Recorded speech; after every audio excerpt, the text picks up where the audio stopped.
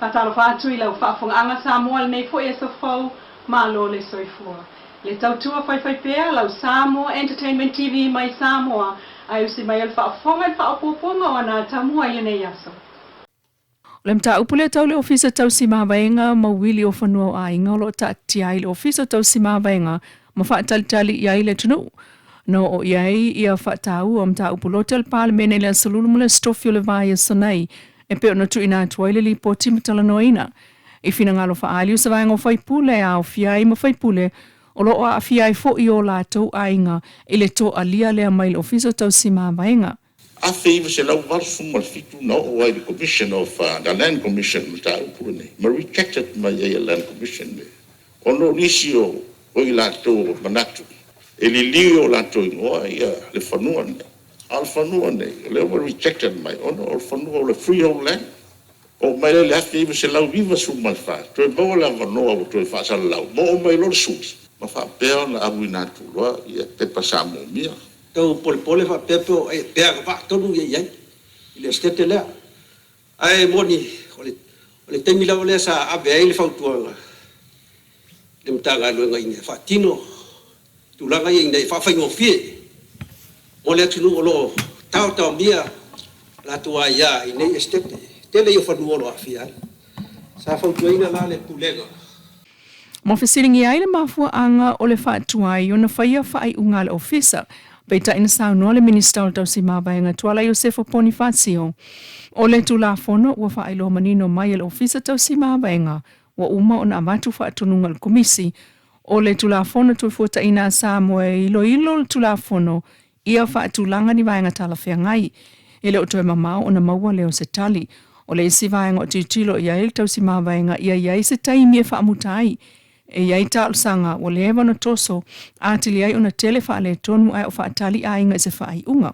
Wa nga ai iai le vaenga o tau si mawaenga mal komisi o tu la fono toe fuata ina pe on sao no le whiunga sui pale mia. O le minista o tau si mawaenga. O le wha iti tia o sa wanga whasanga iti nā mawhanau lea o lo o tau la iai ngā ruenga wha atino o le tau sanga almtanga ruenga o tina amta maita e pe on sao no leisio na pule whatonu. Le tofa autanga vai o live kaio i lungo le itu lawan mtanga ringo tinam tamai ta il nei vai aso. Alu fatu le nei vai ngol por kalame ia ile sila mai moa mai le tatu o tunu fe lava se tafa o maua mai nei fa salaunga ia fia o maua le ava noa ia e fai fo isina fa matalanga oto ia le matou fo i pitola au ia matou tiu te fai i to tonu le matanga ringo tinam tamai ta ia tina e o afio anga manga so tai mo sila fia ia o sa o ainga o live kaio ia o le ofisili lango mo le vaenga o so tai ia o le otonga la ia masina tala i le nei fo i vaenga o le polkalame ia o le tau mawhai e whaailoa ia nisi fo i o ngā ruenga o lo whaatino ia i lalo le vaenga le nei tonu o le tato mta ngā ruenga mo le sila fia ia o le vaenga lea ia o le vaenga o lo una ia ngā ruenga ia mapolo kalame ia mo le soifua manuia lau tele ia o i lātou e ai ia afianga tu mau o soifua ia o tina matamaitai ia whaapena fo i mawhanau ia maso o se tasi e ale le tūlanga o soifua tele lava o ngā ruenga whaatino i tono le vaenga ia e au fiai ia le una ia o avanua tutusa o le gender equality ia o le tau fio sa wanga ia afiai so se tasi e mai se tina matamaitai ia mawhanau ia mai lātou fo ia afianga tu mau ia e whaapena fo i ngā ruenga mo le tapu e ina o le ola amata o whanau ma le puipuinga fo e whanau ai le ngata i lea ia o le vaenga fo le nei o lo o iai ia le whaatino ina o po kalame o le una ia o le amana ia o ia tatawa i lātou ia afianga tu mau o le soifua ia ma o lea fo iwa awa lātou ai le whaatino ina o le resitara ina o i lātou e maua le whaamanianga fo i lea le tātou mālota i se lautala i le māsina ia mo i lātou ia afianga tu mau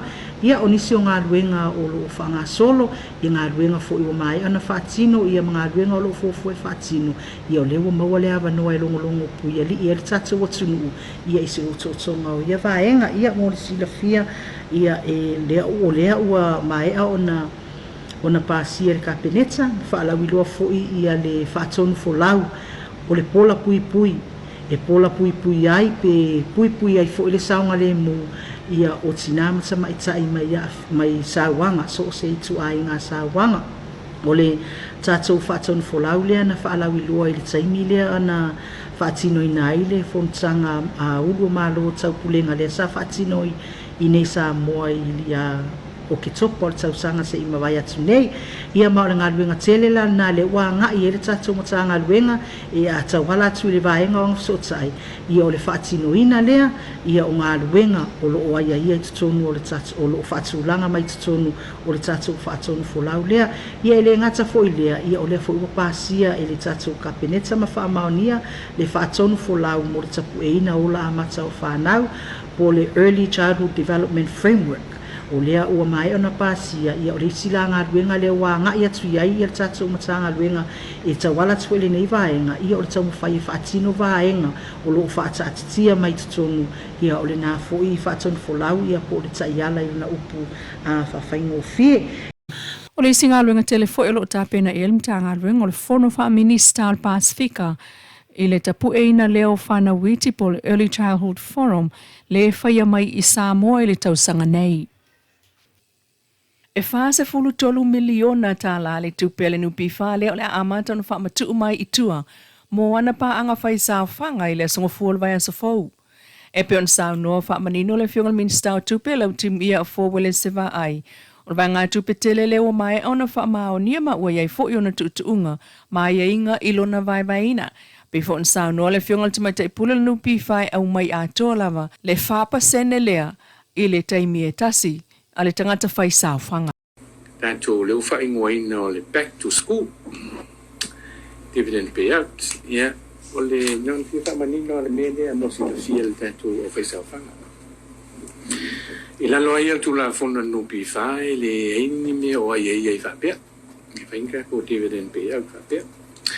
Ia al silsila ai al tātou malo. Ia mese fo ia ta wala man tātou whalapu kutonga. Ia le tūlanga lea ua tau mwhai e tātou dividend payouts ni ia e so sani le tātou tunu e mese o le una ia o nawa le tātou malo e pio nei ni whaitasi lea nawa tāua le tātou malo o le una ia o ngā whanau ia le whaila ua whataua i whaila le tātou whapatonga nupi wha ia tūlanga lea o so sani lea mo tātou o se tātou tunu o tau alato i tātou o whaisau whanga ia tātou sosani ni mo le pena ina o whanau to ea e o aonga ia ma pili o aonga whanau ia o lea la ua o mai ia le whionga tu mai tai pule ia ma pautua ina vo le Minister ia ma ua talia fo i umana talia fo i le komiti whafoe ia o lea la ua whaasisila tua il tātou o tunu le mese tātou o whaasau whanga ia o tātou dividend payout le ua approve 5%. Ia mantu.